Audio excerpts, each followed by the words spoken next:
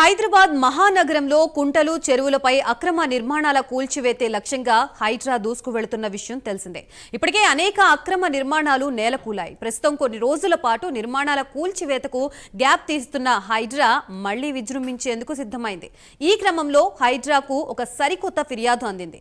హైదరాబాద్ నగరం మధ్యలో ఉన్న హుసేన్ సాగర్ ఒడ్డున అమ్యూజ్మెంట్ పేరుతో 15 ఏళ్లకు పైగా కొనసాగుతున్న ఒక పార్కుపై ఫిర్యాదు అందింది. దీనివల్ల పరిసర ప్రాంతాలకి ముంపు పొంచి ఉండడమే కాదు, ఇంకా కాలుష్యం ఎక్కువ అవుతుందని ఆ ఫిర్యాదులో పేర్కొనడం జరిగింది. ఇంతకీ ఆ అమ్యూజ్మెంట్ పార్క్ ఏది, ఎక్కడ ఉంది, ఫిర్యాదు చేసినందుకు దానివల్ల నష్టం ఏంటి తెలియాలంటే ఈ స్టోరీలో చూడాల్సిందే.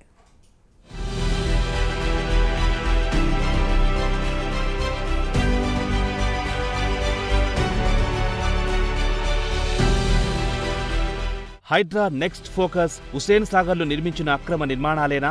అంతే నిజమనే చెప్పాలి. FTL లో నిర్మించిన థ్రిల్ సిటీ జలవిహార్ పై హైడ్రాకు ఫిర్యాదులు వెల్లువెత్తాయి. జలవిహార్ ను కూల్చివేయాలంటూ హైడ్రాకు CPI జాతీయ నేత మాజీ MP అజీజ్ పాషా ఫిర్యాదు చేయడంతో ఇప్పుడు ఈ వ్యవహారం హాట్ టాపిక్ గా మారింది. గతంలో కూడా జలవిహార్ పై ఎన్నో ఫిర్యాదులు అందినా ఏ ప్రభుత్వం దీనిపై చర్యలు తీసుకోలేదు. పర్యాటక రంగం అభివృద్ధి కోసం, వినోదం కోసం అంటూ హుసేన్ సాగర్ ఒడ్డున నెలకొల్పిన ఈ అమ్యూజ్మెంట్ పార్కుల లీలలు అందిని కావు. నిబంధనలకు తూట్లు పొడిచి ఇష్టారాజ్యంగా వ్యవహరించి Hussain Sagar FTL buffer zone పరిధిలో జలవిహార్ నిర్మాణాన్ని వ్యతిరేకిస్తూ గతంలో forum for the better Hyderabad సైతం కోర్టును ఆశ్రయించింది. నేను Aziz Pasha, ex-MP, central secretary CPI.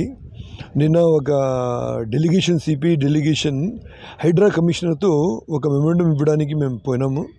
అది జలవిహార్ గురించి. నాతో పాటు స్టేట్ అసిస్టెంట్ సెక్రటరీ బాల్మల్లేజ్ గారు, ఇంకా national executive committee member Pasya Padma గారు, మేము ముగ్గురం కలిసి ఒక మెమోరాండం ఇచ్చాము జలవిహార్ గురించి. ముందుగా ఏంటి అంటే హైడ్రా కమిషనర్కి అనుమానం, ఇది మన మ్యాండేట్లో వస్తుందంటే 100% మేము మ్యాండేట్లో ఉంది ఇది. సో ఎందుకంటే పర్యావరణ వ్యతిరేకంగా ఈ పొల్యూషన్ లెవెల్లో, ఇంకా చుట్టుపక్కల ఉన్న localities BS Makta, MS Makta, Mukundganj, ఈ బేగంపేట్లో ఎన్ని లొకాలిటీస్ పైన ఇది ప్రభావం ఉంది. సో కనీసం ఒక 15 to 20 లక్షల మంది పైన ఇది ప్రభావం ఉంటుంది.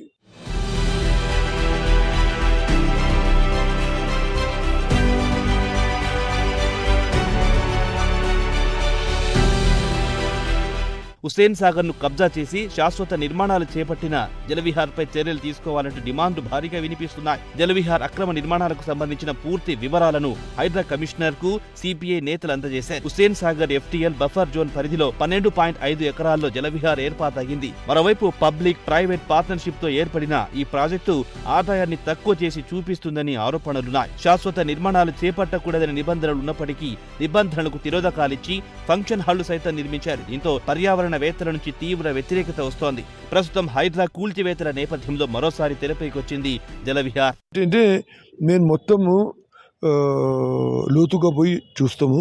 మన మ్యాండేట్ క్రితం ఉంటే తప్పనిసరిగా మేము, ఎందుకంటే ఇవాళ కాలంలో ప్రతి వాళ్ళు మన దగ్గర వస్తున్నారు.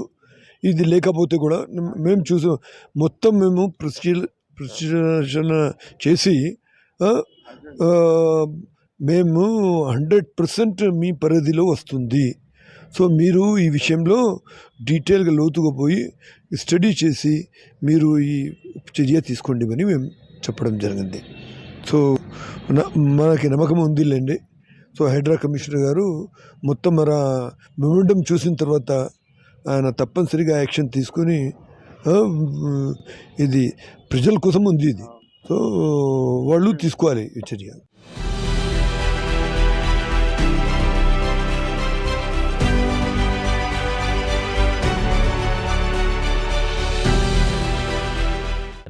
సంవత్సరంలో నాటి ప్రభుత్వం భూమిని కేటాయించినప్పటికీ భూమికి సంబంధించిన యాజమాన్యపు సమస్యల కారణంగా పనులు నిలిచిపోయాయి. తర్వాత వచ్చిన ప్రభుత్వం ప్రాజెక్టుల కేటాయింపు విధానంపై విచారణ ప్రారంభించింది. 2006 మధ్యలో కాలుష్య నియంత్రణ మండలి సూచనల మేరకు సుప్రీంకోర్టు ప్రాజెక్టుకు అనుమతిచ్చింది. దీంతో 2007లో జలవిహార్ ప్రారంభమైంది. జలవిహార్ కు అప్పటి ప్రభుత్వం 30 ఏళ్ల లీజుకు అనుమతిచ్చిన విషయం అందరికీ తెలిసిందే. జలవిహార్ లో వాటర్ పార్క్, ఫంక్షన్ హాల్స్ ఉన్నాయి. సందర్శకుల ద్వారా వచ్చే డబ్బులు ఫంక్షన్స్ హాల్స్ ద్వారా కోట్ల రూపాయలను జలవిహార్ ఆర్జిస్తోంది. కానీ జలవిహార్ వ్యర్థాలన్నీ హుస్సేన్ సాగర్లోకే వెళ్తాయి. ఈ క్రమంలో జలవిహార్ కు సంబంధించి ఫిర్యాదులు వెల్లువెత్తిన నేపథ్యంలో హైడ్రా నెక్స్ట్ టార్గెట్ జలవిహార్ గా నిలిచిందని చెప్పొచ్చు. చూడాలి మరి ఏం జరుగుతుందో ఇప్పుడు.